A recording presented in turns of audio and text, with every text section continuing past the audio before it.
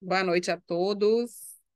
Esse é o nosso último algoritmo de doença inicial, né? E hoje a gente vai discutir um tema que está muito quente, então acho que a gente tem muita discussão aí para poder levantar. Então, hoje a gente vai ter aqui o doutor Eduardo Visoto, o doutor Márcio Lucas, que são debatedores do tema, então eles vão trazer aí as grandes questões, botar fogo na fogueira aí.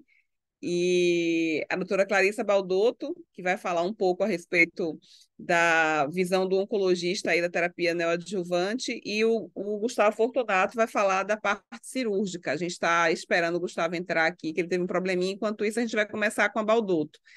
Baldotto, bem-vinda e obrigada por assumir aí. A gente teve um probleminha de agenda aí com o Fábio não pôde estar aqui com a gente hoje, e a Baldotto assumiu aí a aula aí de cima da hora. Obrigada, Baldotto.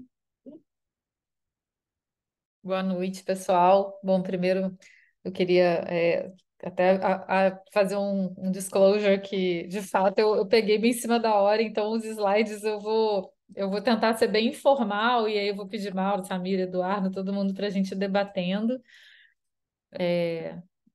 Então não critiquem meus slides, por favor. Então o tema é que o Fábio realmente teve um problema, né, de agenda, não conseguiu estar, mas o tema que tinha ficado era neoadjuvância em pacientes mutados versus não mutados.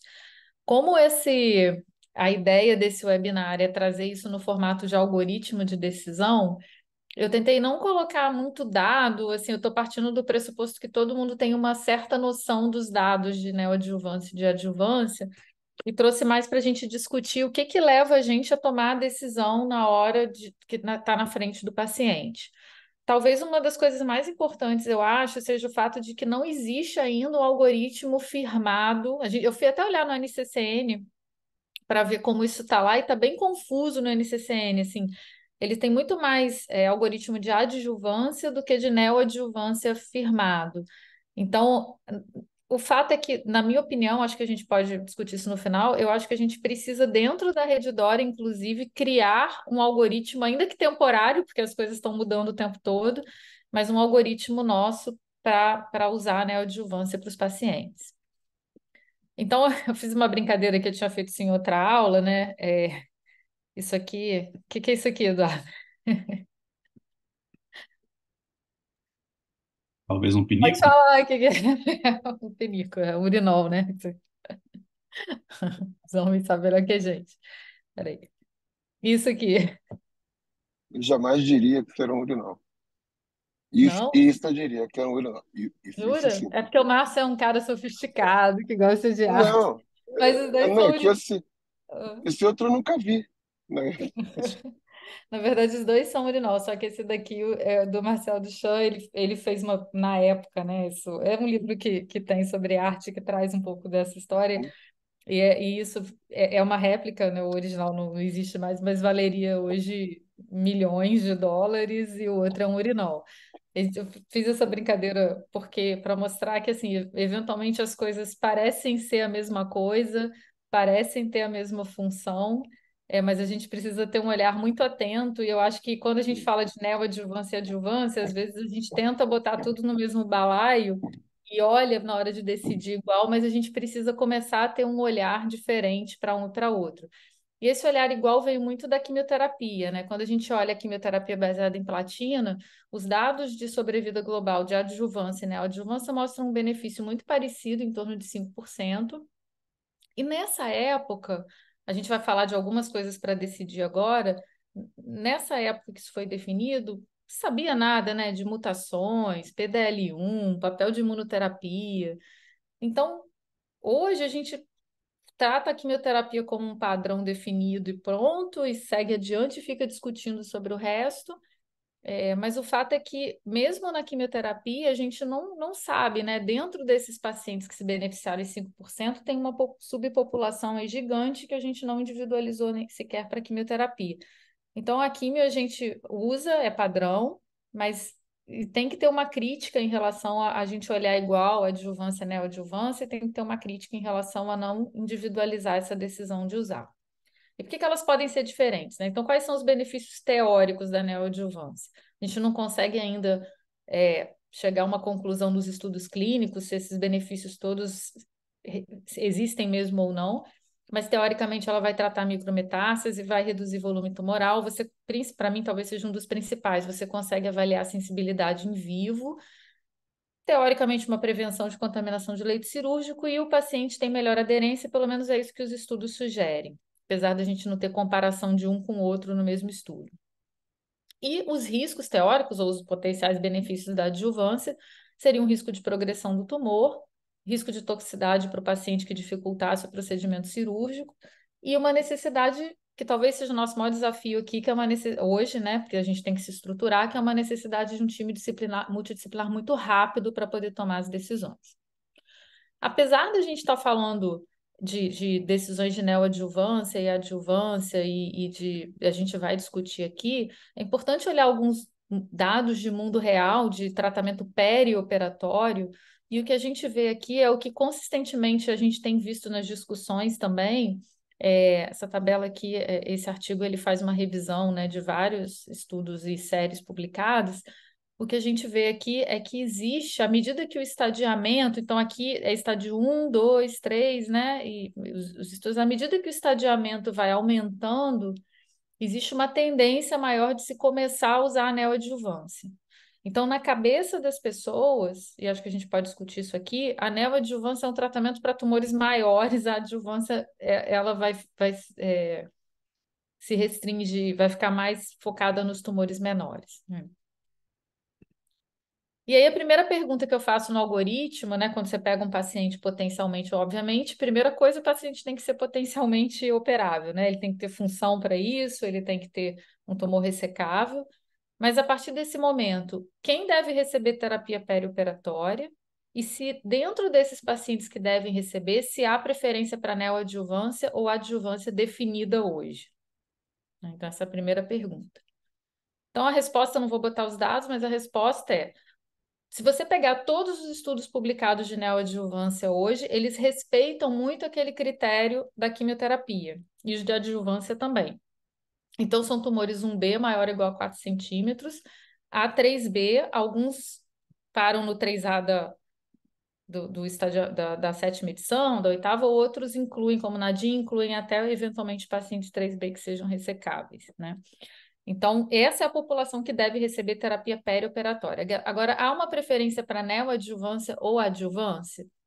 E aí, quando a gente olha, eu botei nesse slide os principais estudos de neoadjuvância, né, à esquerda e à direita os principais estudos de adjuvância, o que a gente vê é que existe uma diferença entre os estudos, mas a maior parte deles, tanto de adjuvância quanto adjuvância, incluem a mesma população. Você tem, por exemplo, o Nadim, que inclui pacientes com estágio só pacientes com estágios mais avançados, mas de uma forma geral não existe. Então, essa coisa de que eu guardo a adjuvância para os estádios iniciais e deixo a neoadjuvância para o estádio 3, ela vem de um viés nosso de seleção dos pacientes, ela vem do conceito que já vinha antigamente desde a quimioterapia.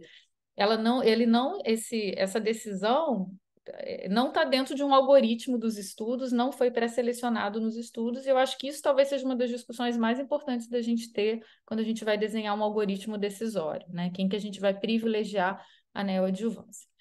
E aí, dentro do modelo que a gente se propôs aqui, eu botei um caso clínico, um paciente de 67 anos, ex-fumante, 15 maços ano, com adenocarcinoma de pulmão T2 N2 cadeia única, biópsia por EBUS confirmou um N2. Então, eu já decidi que essa paciente tem indicação de terapia perioperatória, né? O que mais que vai influenciar minha decisão? Então, a próxima pergunta que eu fiz, se vocês tiverem pergunta extra para botar aí no meio, pode botar. Mas a próxima pergunta que eu fiz foi se o tipo histológico ou alguma característica clínica iria influenciar a minha decisão. E eu trouxe dados isolados para exemplificar o ponto que eu quero trazer, né? Então, se a gente olhar o Empower 010, que é um estudo de adjuvância com imunoterapia, e olhar todas as características clínicas e tipo histológico, a gente não consegue selecionar um subgrupo que eu precise usar para decidir se eu ofereço ou não ofereço adjuvância. Aqui a gente vê que o escamoso teve um benefício menor, mas assim, como é uma análise de subgrupo, eu olho a tendência, né? Então, a princípio, teve benefício. Ao paciente ALK, né, que claramente aqui, apesar de ser uma amostra muito pequena também, intervalo de confiança grande, não se beneficiou. Talvez, VEGFR, talvez também, né, tem um intervalo de confiança maior. Mas de uma forma geral, e fumante, não fumante, né? O não fumante também toca aqui, mas aí você pega o atual, tá indo para o outro lado, né? A amostra de subgrupo. Mas, em geral, características clínicas aqui não necessariamente vão me fazer decidir o que usar, nem tipo histológico. Quando a gente pega os resultados do. Peraí, que sai. Quando a gente pega os resultados do checkmate também, que é de neoadjuvância, né? Então, aqui o forest plot de análise de características clínicas, a gente vê também que não tem, né? Idade, sexo, a princípio não tem nenhuma característica clínica que salte aos olhos que vai me ajudar a tomar uma decisão. Todos os tipos histológicos foram incluídos. Mais uma vez, quando a gente olha os pacientes não fumantes, é uma população que sempre tende a ficar ali tocando o intervalo de confiança, apesar da tendência. Então, hoje eu diria que não. Aí a próxima pergunta: eu necessito de algum teste molecular para decidir se eu vou oferecer neoadjuvância ou não? E aí talvez venha o tema principal da aula, né? Que é neoadjuvância para mutados ou não mutados. E aí eu vou ressaltar 3 testes, que eu vou colocar o PDL1 no bolo. O PDL1, o EGFR e ALK. Por quê? Porque é com esses marcadores que eu tenho mais dados hoje para discutir. Não que os outros não devam ser considerados, mas hoje esses são aqueles que teoricamente são obrigatórios para a gente poder tomar uma decisão. Então vamos lá. Então vamos pegar todos os estudos principais, né? Eu coloquei, deve estar faltando um outro aqui, mas vamos pegar os estudos principais. Já chama atenção para a gente que alguns deles selecionam, a maioria não seleciona PDL1, né? Se a gente pegar aqui adjuvância, neoadjuvância, né? Neoadjuvância. E 3 deles não selecionam por EGFR e ALK. Então, a primeira coisa que já salta aos olhos é que isso não é um consenso no desenho dos estudos, né? Então, a gente precisa tomar uma decisão nossa aqui. E aí, quando a gente olha o PDL1, por exemplo, a gente olha o Checkmate 816, que foi um estudo de neoadjuvância com imunoterapia, o que a gente vê é que o benefício se estendeu independentemente do PDL1 ser positivo ou não. Então, o PDL1 não foi um fator decisório para eu oferecer ou não neoadjuvância para o paciente. Né? O benefício foi igual. No Keynote, quando a gente olha, né, a gente também vê que, embora lá o menor que 1%, ele tenha um benefício ali que toca, né, mas a tendência de benefício também foi para todos os subgrupos. Então, a princípio, ele é um estudo que não, de adjuvância, que não, o PDL1 não foi decisório aqui. A gente tem o Empower 010, que foi o de adjuvância, que ele só incluiu pacientes que o benefício foi restrito ali a pacientes maior que 1%, e assim ele foi aprovado. Então, em adjuvância, sim, mas em neoadjuvância especificamente, não necessariamente. E isso é meio consistente, né, nos dados. Aqui eu botei os dados do PEARLS aqui. Então, a gente vê que o PDL1 e o PEARLS foi aquela controvérsia, né, ele de adjuvância também, porque ele foi o maior que 50% não teve benefício, ao contrário do Empower. Então, o PDL1, ele é um marcador de benefício, né? Quanto maior você tende a ver um benefício, isso veio da doença metastática. Mas quando a gente olha especificamente, principalmente os estudos de nos estudos de adjuvância, isso tem gerado mais discussão. Mas quando a gente olha os estudos de neoadjuvância, o PDL1 ele não parece ser um marcador que vai me fazer hoje tomar uma decisão entre oferecer ou não oferecer neoadjuvância com imunoterapia ou com qualquer outra coisa para esse paciente. E aí a última pergunta, que eu necessito de teste molecular mesmo, né? Então eu estava falando da GFR e do ALK. Então, PDL1, não, a princípio, para neoadjuvância. E vamos imaginar que aquela paciente que eu falei viesse com EGFR mutado, né? Então, essa é a próxima decisão. Isso vai fazer alguma diferença na minha decisão de oferecer neoadjuvância para essa paciente? Qual o benefício? E aí eu vou voltar naquela tabela para a gente lembrar que o EGAN, o Checkmate, o NADIM, o Neotor, todos eles não incluíram pacientes com EGFR ALK. Então, isso já dá um indício para a gente de que, embora o Keynote, por exemplo, tenha incluído, por alguma razão esses pacientes foram excluídos dos outros estudos e que provavelmente sim, isso vai influenciar na minha decisão.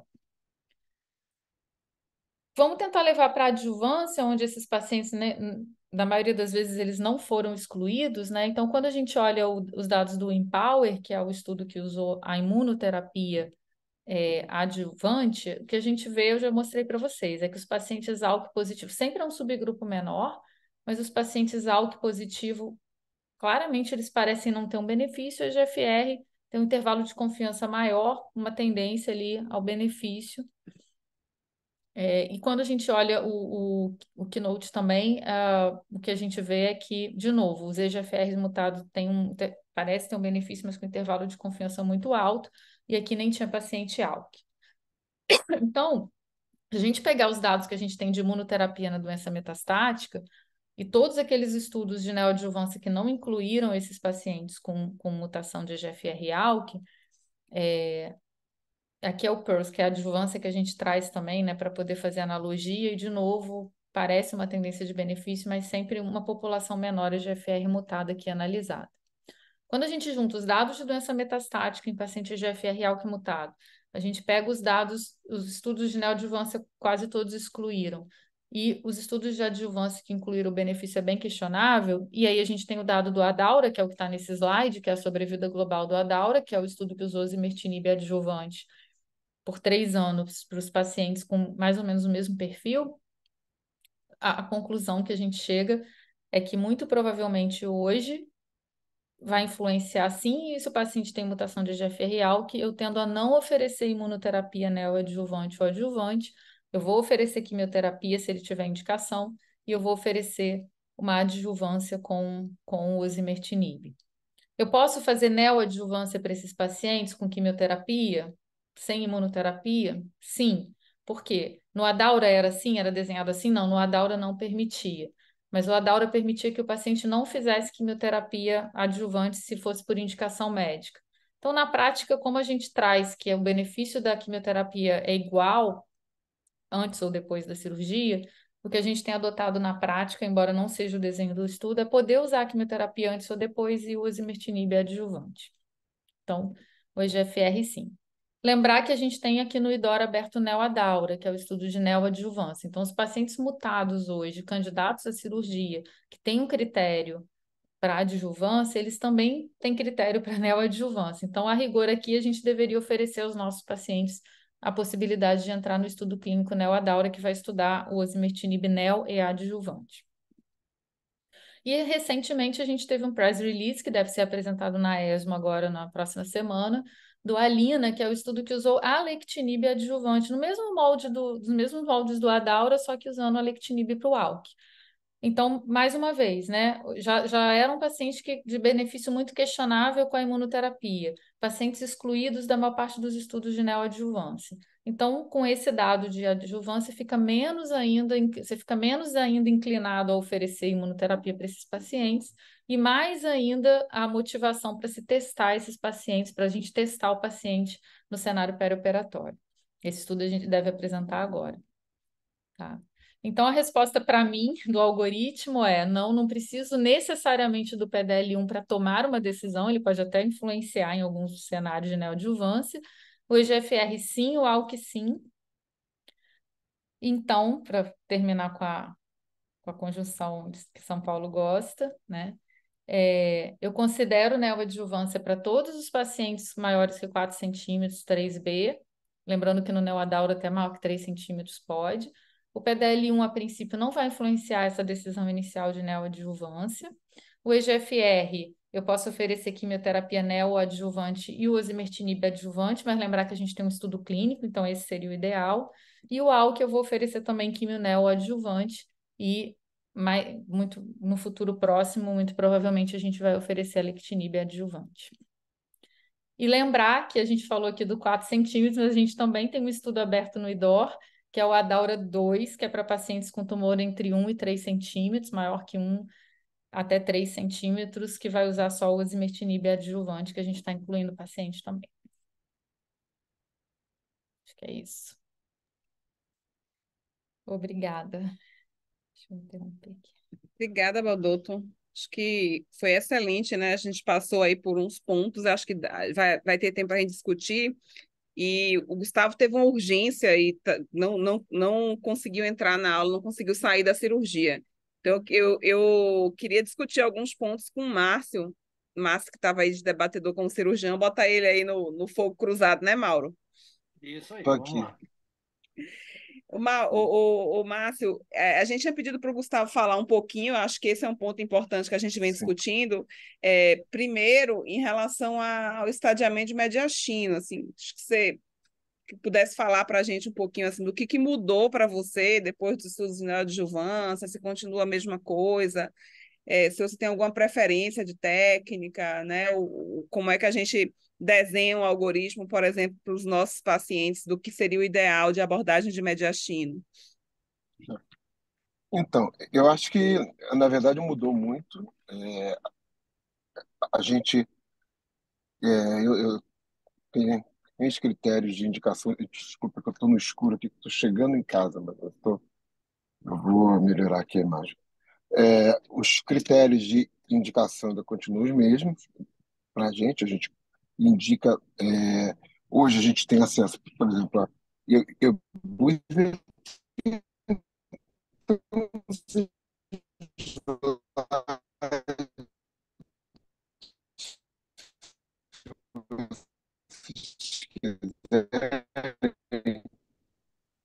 Falhou, não? O som dele tá ruim.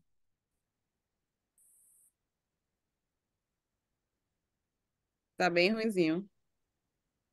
eu Acho que sumiu, ó. que eu consigo apresentar rápido. Vocês estão vendo? Estão vendo? Vamos. Agora sim. Um minuto melhor. Deixa eu ver aqui, peraí.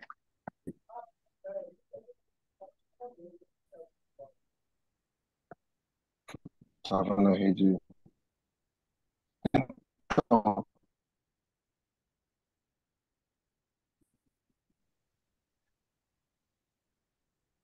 alô? Não. Então, Tá no alô? mudo, Então, Márcio. Ah, não. Tá no mudo.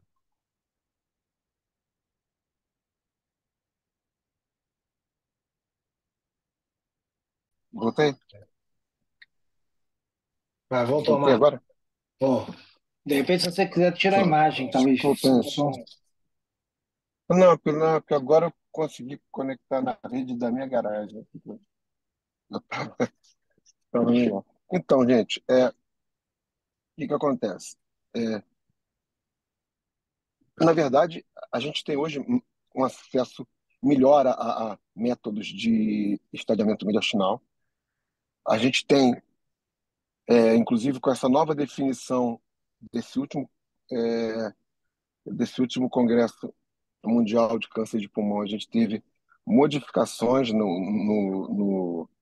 na classificação que são bastante relevantes e que a gente tem que levar em conta também. Isso tudo são coisas que a gente tem que considerar. E, na verdade, com o aparecimento dessas novas da neoimuno, da neoadjuvância, da neoimunoadjuvância, eu acho que isso só reforça a nossa importância do estadiamento mediastinal. Eu, sempre que eu posso, na verdade, eu mantenho as, as, os critérios de encaminhar para ou encaminhar para EBUS ou fazer mediastinoscopia, videomediastinoscopia, VAMLA, é, pacientes com lesões maiores que 4 centímetros, tem algumas pessoas que fazem com lesões maiores que 3, com lesões centrais, com pacientes cuja decisão possa ser crítica em relação a seguir para a cirurgia ou não. Então, acho que são certas decisões que não mudaram muito em termos de indicação, que eram coisas que a gente já fazia antes, mas que a gente. Estão ouvindo, não? Não, não. Estamos sim. Estão ouvindo? Alô? Está ouvindo? Tô, Tudo tô Vocês ouvindo. certo. conseguem Estão me, me, ouvindo. me Estamos escutar, ouvindo. não? Então, deixa. É que me pegou no. Estamos ouvindo, doutor. Fala, nós estamos escutando. Tá ouvindo? Sim, Alô? Estamos ouvindo bem, Não? Márcio. Cara, Estou escrevendo no chat estranho. aqui para ele. Peraí, deixa eu voltar aqui.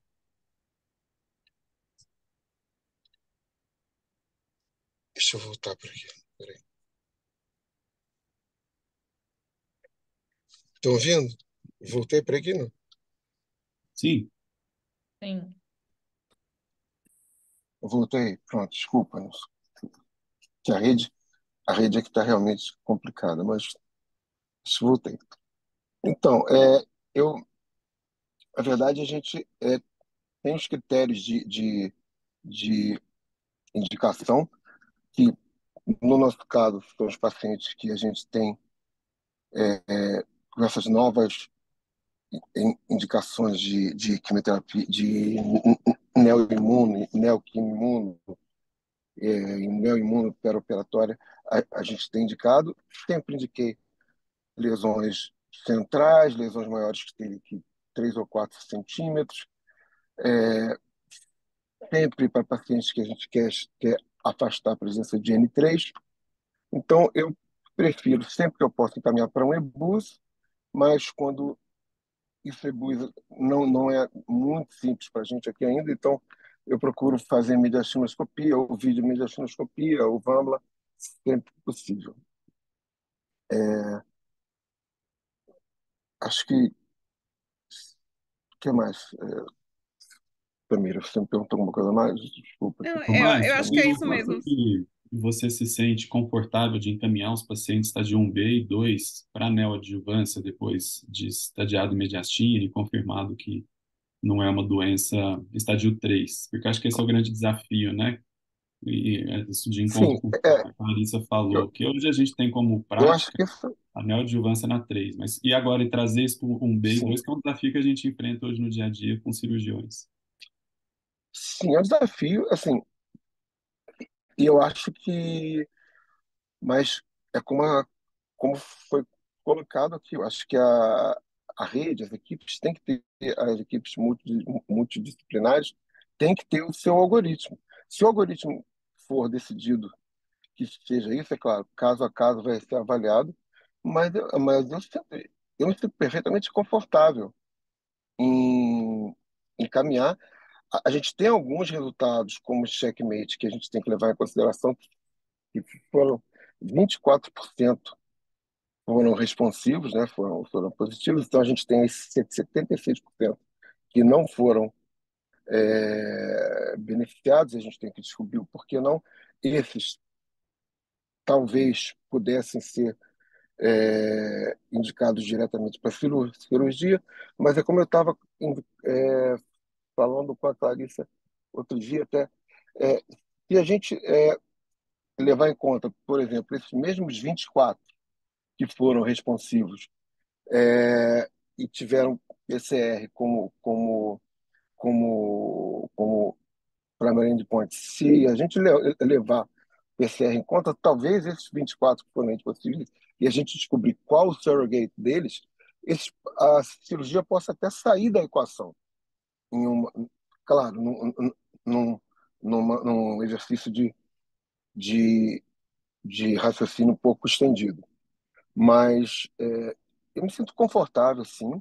Eu acho que a gente tem que tomar cuidado com determinadas coisas. Por exemplo, Pacific, 50% mais ou menos dos pacientes do Pacific eram estadio 3A. E aí, fugindo um pouco da sua pergunta, mas eram estadio 3A que talvez pudessem ser operáveis, né? Então, a gente tem que tomar cuidado. Eu acho que aí a discussão caso a caso dos tumor boards é muito importante, porque a gente tem que. A gente tinha um pêndulo pendendo para o lado do Pacífico, por exemplo, e aí a gente viu isso que eu acabei de falar, de repente o pêndulo muda um pouco para o lado, muda bastante para o lado da neoimuno, neoquimimuno, e a gente vê um outro cenário, um cenário já completamente até oposto. Por exemplo, na DIN, se não me engano, tinha 54% dos pacientes que tinham N2 múltiplo até. Então, é outra, é outro extremo, é outro cenário. Então, dentro desse cenário todo, é preciso a gente entender que os cirurgiões, isso tudo é relativamente novo para nós cirurgiões. Essa interação, essa intimidade com os trials, com toda essa novidade de informação, é uma massa de informação muito grande. A gente, mais ou menos, passou 30 anos trabalhando com aqueles 5% para lá, 5% para cá, que a Cláudia falou. Então, é uma nova realidade, é muita informação nova para a gente, e eu acho que, pelo menos, o cirurgião hoje, para ter uma prática atualizada, ele tem que estar familiarizado com isso. Nesse sentido, eu acho que ninguém pode, ou pelo menos não deve, no meu modo de perceber, ser veementemente contra de início qualquer tipo de encaminhamento. Eu acho que deve ser discutido, deve ser apresentado. Os números são bastante eloquentes. Eu acho que, sim, eu encaminharia um paciente 1B para uma neoadjuvância se assim fosse decidido em tumor board e se o nosso algoritmo fosse esse. Márcio, nos estudos iniciais a gente viu algumas complicações que a gente não estava esperando, principalmente por causa da curva de aprendizado, né? Do ponto de Uhum. vista, isso vem melhorando com o tempo, né? Do ponto de vista prático, alguma recomendação, alguma orientação, como você tem feito isso na prática do timing de entrar à cirurgia pós o tratamento de químio e imunoterapia? E qual, em termos de Olha, complicações esperadas, o que você tem visto? a gente teve, para nós cirurgiões, a gente teve como primeiro contato com isso aquele trabalho do Memorial, que era um N bem pequeno e que eles tiveram mais de 50% de conversão, taxa de conversão. Eu tive a oportunidade de discutir esse trabalho com o Bernie Park, que foi um dos principais cirurgiões desse trial, e ele próprio foi um pouco cético no sentido de achar que essas conversões teriam sido feitas de uma maneira um pouco, segundo palavras dele, um pouco rushed, foram um pouco aceleradas. Ele acha que poderia ter sido menos, mas que o N era pequeno e era tudo novo para eles também. Então, para a gente, na nossa prática aqui, eu já tive casos que foram difíceis, nunca precisei converter nenhum caso de neoimuno. Se precisasse converter, também converteria sem o menor problema, porque eu não tenho, sinceramente, problema zero com conversão. Acho que, em primeiro lugar, está a resolução do problema do paciente e a segurança dele. Mas não tivemos. Ontem mesmo, eu ajudei o Ivan lá em Campos a operar um paciente, um, um paciente que usou Neoadaura, e foi tranquila a cirurgia. Claro, você nota que não é uma cirurgia simples, que não é fácil, é um pouco mais complicada, mas, sinceramente, não notei diferença nenhuma. E se você olhar o Checkmate, os surgical outcomes do Checkmate, eles mais ou menos corroboram isso tudo que a gente pensa, né? O tempo de cirurgia foi meia hora menor, 30 minutos menor, a taxa de conversão foi menor, a percepção do cirurgião foi menor, e o próprio Nadim, você vê que teve, acho que metade da taxa de pneumectomia no grupo da neoimuno em relação ao grupo controle, ao grupo da quimio isolada. Então, acho que não é. Houve esse susto inicial, sim, com esses dados do Memorial.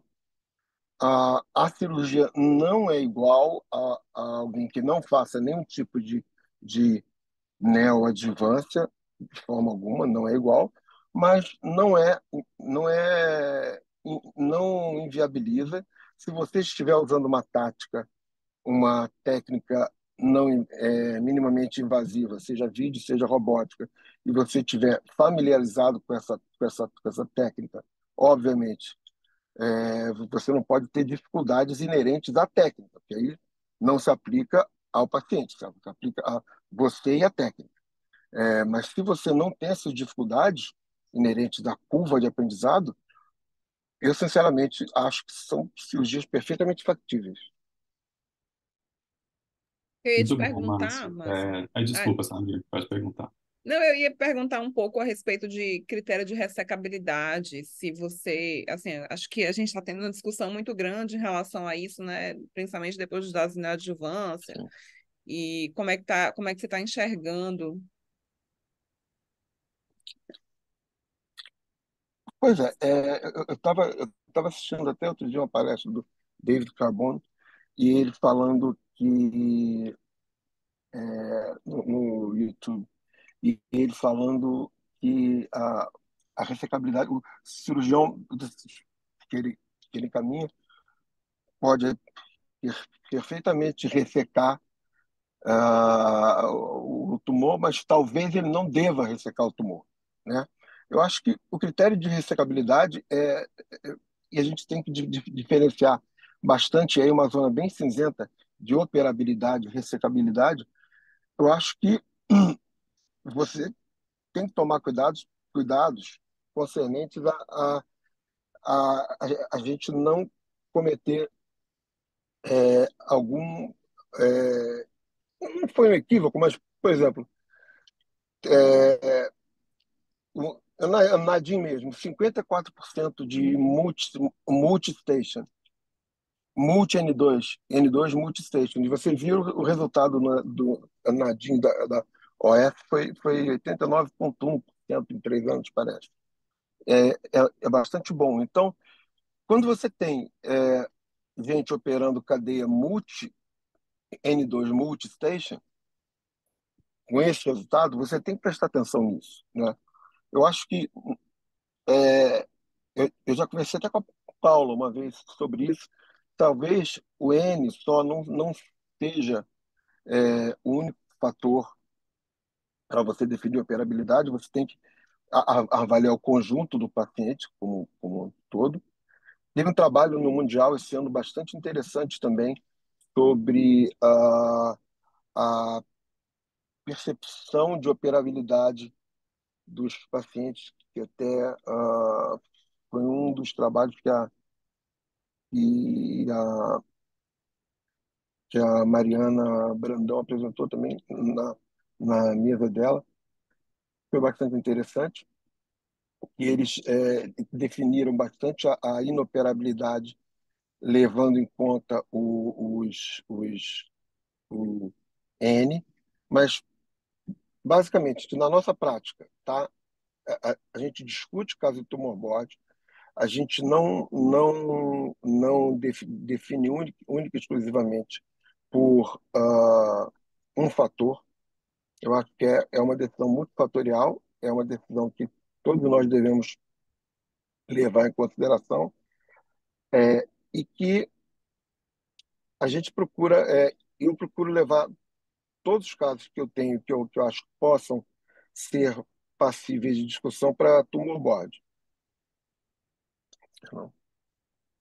Acho que um ponto importante que a Clarissa colocou, e eu queria realçar, é que o perfil molecular seja um ponto de partida, realmente uma maneira de Sem dúvida, seleção, sem né? dúvida. Então, acho Sem que dúvida.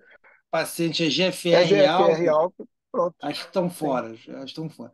Bom, acho que sem PDL1 dúvida, sem dúvida. realmente é discutível, né? Até porque os pacientes vão acabar fazendo quimio imuno, e a gente sabe que quimio imuno tem atividade em pacientes PDL1, digamos, negativo, né?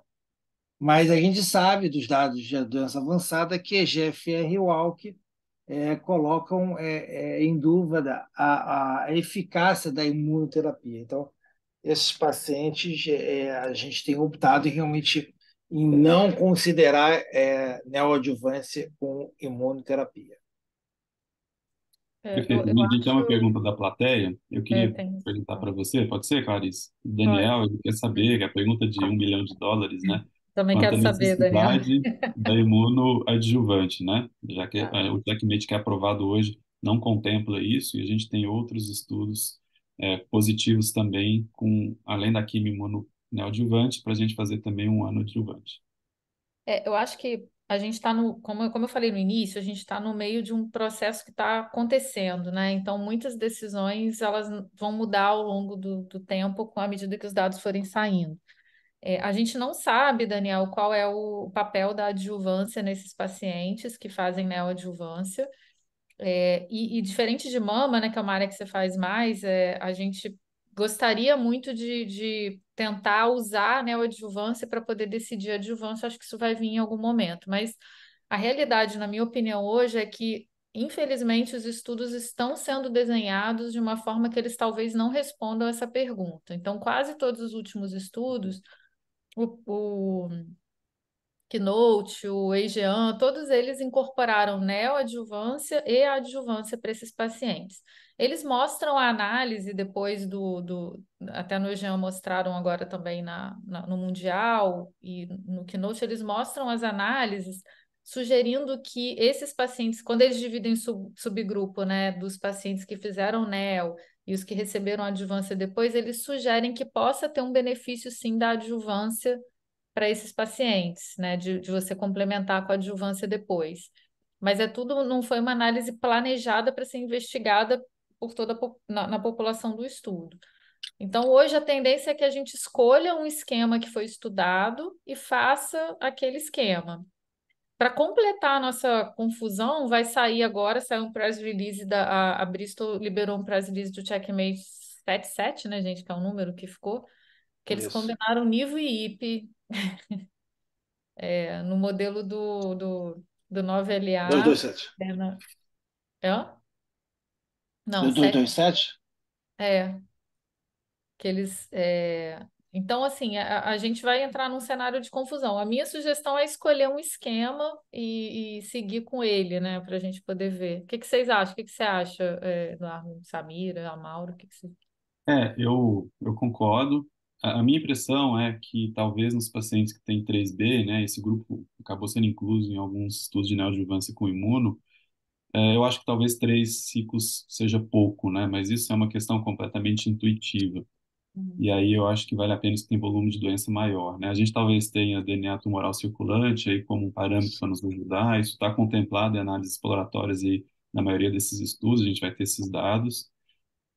A gente não consegue usar ainda a resposta patológica completa para tomar essa decisão. Tem alguns colegas que têm feito isso, teve resposta patológica completa, talvez não precise. Aquele que não teve, talvez a gente tenha que insistir um pouco mais. Mas é tudo intuitivo, né? Essa pergunta é muito É. boa. A gente não sabe ainda. Até porque para imuno, essa história, a gente fala, a gente traz analogia de outros tumores, aí traz o melanoma, né? Teve resposta patológica completa. Significa que vai ter mas isso não necessariamente é verdade, né, para os outros tumores. Você pode ter o raciocínio inverso, né? Ele teve uma resposta excelente, que é o raciocínio da quimioterapia, né? Eu vou manter mais tempo. A gente não consegue isolar o que que é a resposta da quimio, o que que é da imuno ali, né? O que que beneficiou o paciente mais naquele cenário, porque quimioterapia também pode ter, né, um benefício embutido. Então é complicado mesmo decidir hoje isso. Eu O concordo. ideal. Pode falar, Sérgio. Não, eu concordo com o que vocês falaram. Eu acho que essa é uma pergunta que não está respondida ainda. E, assim, acho que vai gerar ainda mais confusão quando sair os resultados do 77T. Eu acho que vai trazer ainda mais dificuldade para que a gente possa tomar essa decisão. Mas se a gente for olhar, assim, com o que a gente tem hoje e fazer as comparações, talvez o que a gente tenha mais sólido de dado hoje realmente é 816 com os 3 ciclos ali neoadjuvante, né? Então, eu acho que a ideia é que se você escolheu fazer um esquema, como a Baldotto falou, né? Segue ali e vai, né? Acho que para o momento talvez seja a melhor opção mesmo. Acho que ficar tentando fazer outras combinações talvez não seja o ideal para o momento que a gente está vivendo, que é um momento de muita mudança e a gente esperar esses resultados aí. Eu estou curiosa para poder ver o resultado na ESMO. Eu acho até que, talvez, do ponto de vista de algoritmo, que é o papel dessa sessão, decisões importantes para a gente tomar até antes da adjuvância, porque qualquer decisão vai estar certa ou errada, e talvez hoje seja até mais econômica do que uma decisão É, técnica, né? Que você vai fazer adjuvância ou não. É isso, né? Vamos testar todo mundo antes e para quem a gente vai oferecer. Me preocupa um pouco, Márcio, quando você falou, assim, a gente viu isso em dados de mundo real, eu mostrei aqui. Me preocupa muito essa história da gente guardar a neoadjuvância só para paciente muito com doença mais Avançado. avançada. Sem dúvida, Eles sempre vão ter mais, o sem benefício dúvida. deles sempre vai ser maior, tanto com E o risco é quimioterapia maior. Claro. adjuvante, neoadjuvante, porque eles têm um risco maior de recidiva, né? Então, naturalmente.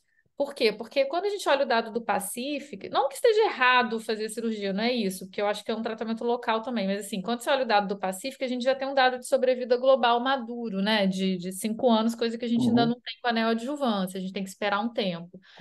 E me preocupa, às vezes, não entre a gente, talvez, mas assim, colegas que estão ouvindo com menos experiência ou que pegam menos casos, de você começar a operar M3 e doentes que não vão ficar R0 Não, na de forma cirurgia. alguma. Porque o mais De importante na forma alguma. cirurgia é ficar R0 e ter dissecção nodal, né? A gente Claro, ter certeza. claro, claro. Então, e isso, essa. eu acho que essa é uma discussão, é um ponto que a gente precisa Me trazer para preocupa. essa sessão, né, de algoritmo, É. porque, assim, se você for olhar, eu me lembro que na ESMO do ano passado, acho que foi na ESMO do ano passado que o Eric deu uma aula que a ideia realmente atual era transformar, né, fazer terapia de conversão, que esse conceito em oncologia torácica nem existe, né? Então, assim, acho que a gente precisa ter bastante cuidado com isso, porque o dado do Pacífico é muito sólido em relação à sobrevida global em Não, 5 anos, inclusive, né? Então, a gente precisa ter essa crítica aí nesse sentido não, de ter esse. o que é, é óbvio que os dados do Pacífico são muito sólidos. Eu acho que a questão da cirurgia R0, como muito bem definida pelo IALS, que eu acho que tem que ser sempre levado em conta, acho que é o que deve guiar qualquer cirurgia oncológica torácica, não tenha dúvida.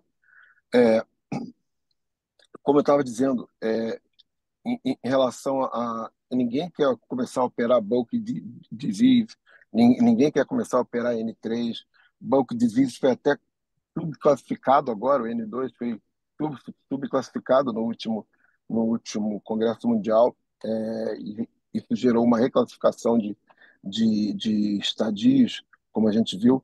Então, eu acho que ninguém quer fazer isso, acho que não, o cirurgião tem que levar o caso para o tumor board, e eu acho de verdade que a operabilidade, a ressecabilidade versus a irressecabilidade tem que ser debatida. Eu acho que metástase linfonodal incidental, um achado de patologia, por exemplo, o que a gente faz? Né? Estação linfonodal única reconhecida no perioperatório, comprometimento linfonodal único ou múltiplo, bulk disease ou não. Isso tudo tem que ser levado em conta. Eu acho que o tumor board está aí para isso. Em relação a gente encaminhar os pacientes mais precocemente para a neoadjuvância, eu sou plenamente a favor, desde que a gente consiga ter, como vocês falaram agora, a gente consiga definir uma linha para todo mundo, né? Eu acho que isso é bastante importante para ajudar os cirurgiões também. A gente que participa de tumor board, a gente tem mais acesso, a gente consegue discutir melhor. Mas tem colegas que não participam, por estarem em regiões mais remotas, ou por não conseguirem, ou por não terem tempo, N razões.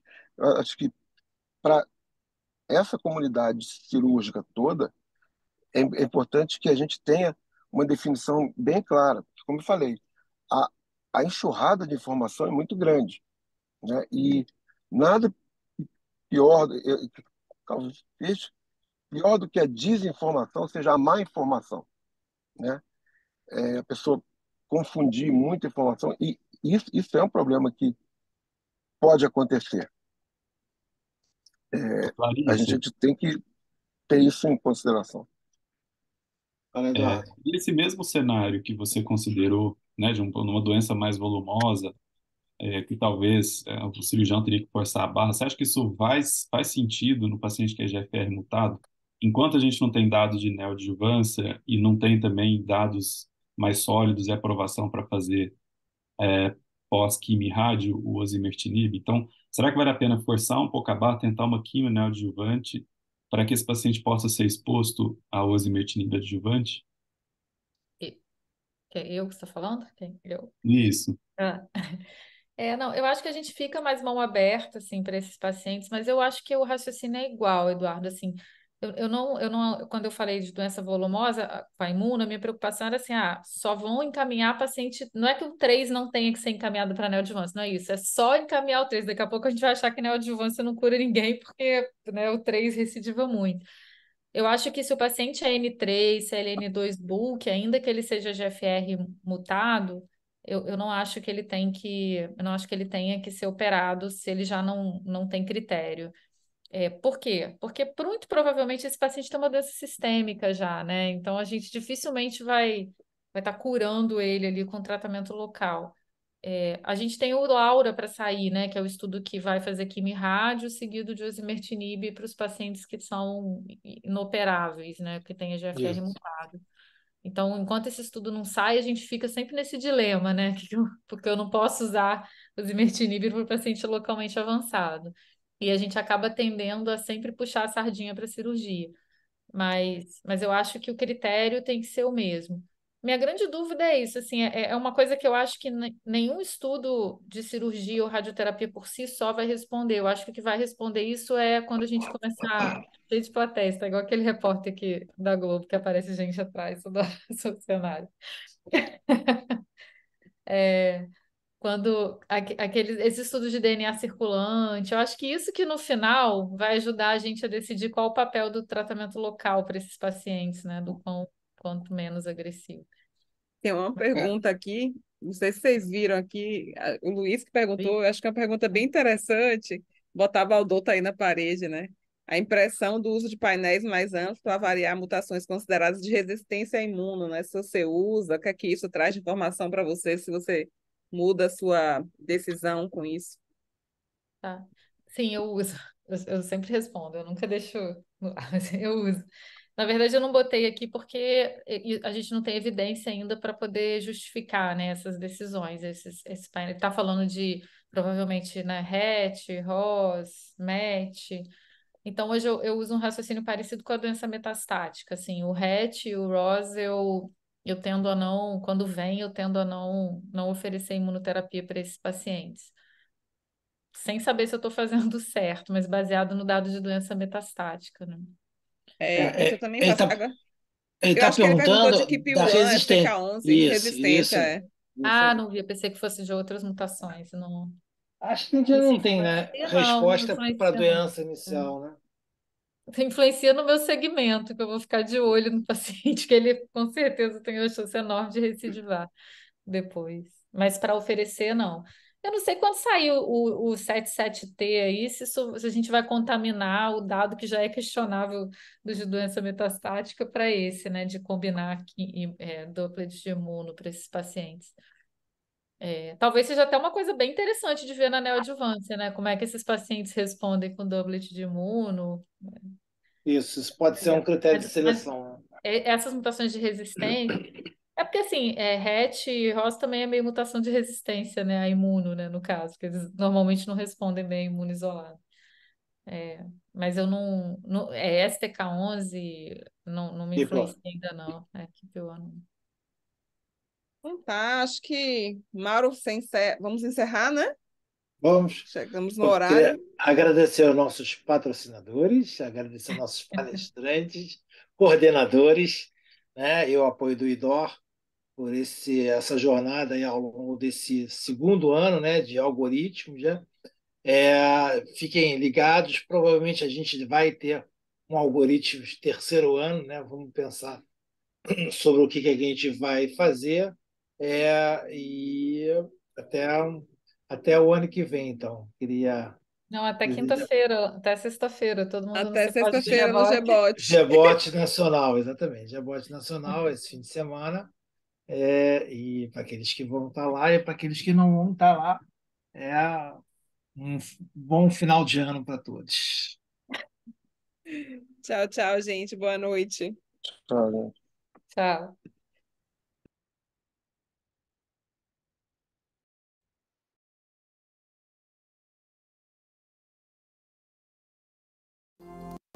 At Bristol Myers Squibb, we believe that a single touch has the power to transform, to help make every day better, fuller, happier, healthier. So we are always working, proving that innovation and compassion work best hand in hand, developing clinical trials that better reflect the communities we serve, ensuring that every breakthrough reaches those who count on them the most, striving to change the world, starting with a single life. Yours.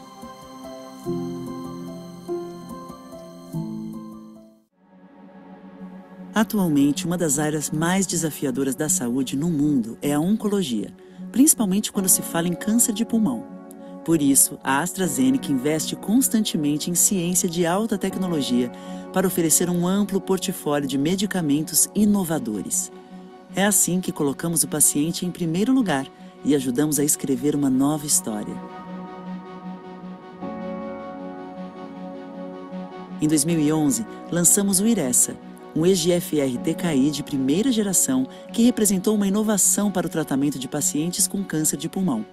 Em 2017, lançamos Tagrisso, um EGFR-TKI de terceira geração com maior proteção no sistema nervoso central, garantindo ao paciente em segunda linha um tratamento com perspectivas até o momento não alcançadas. Em 2017, é lançado o Imfinzi, primeiro e único tratamento aprovado para pacientes de câncer de pulmão de não pequenas células estágio 3 e ressecável. Após 5 anos de follow-up, 1 em cada 3 pacientes estão sem progressão de doença, trazendo uma perspectiva de cura para pacientes até então com mau prognóstico. Em 2018, o benefício revolucionário de Tagrisso se consolidou com a aprovação do estudo Flaura. A partir de então, os pacientes em primeira linha de câncer de pulmão de não pequenas células EGFR mutado passaram a se beneficiar deste tratamento. Em 2019, os pacientes com câncer de pulmão de pequenas células passaram a se beneficiar de Imfinzi com a aprovação do estudo Caspian, mudando o paradigma desta doença. Como parte do compromisso com o paciente, a AstraZeneca direciona sua atenção para a doença em estádios iniciais. Em 2021, o estudo Adaura consagra Tagrisso como o primeiro e único EGFR-TKI aprovado para doença ressecada em pacientes de câncer de pulmão de não pequenas células. E essa história continua. Nós, da AstraZeneca, seguimos buscando ainda mais soluções para cada paciente.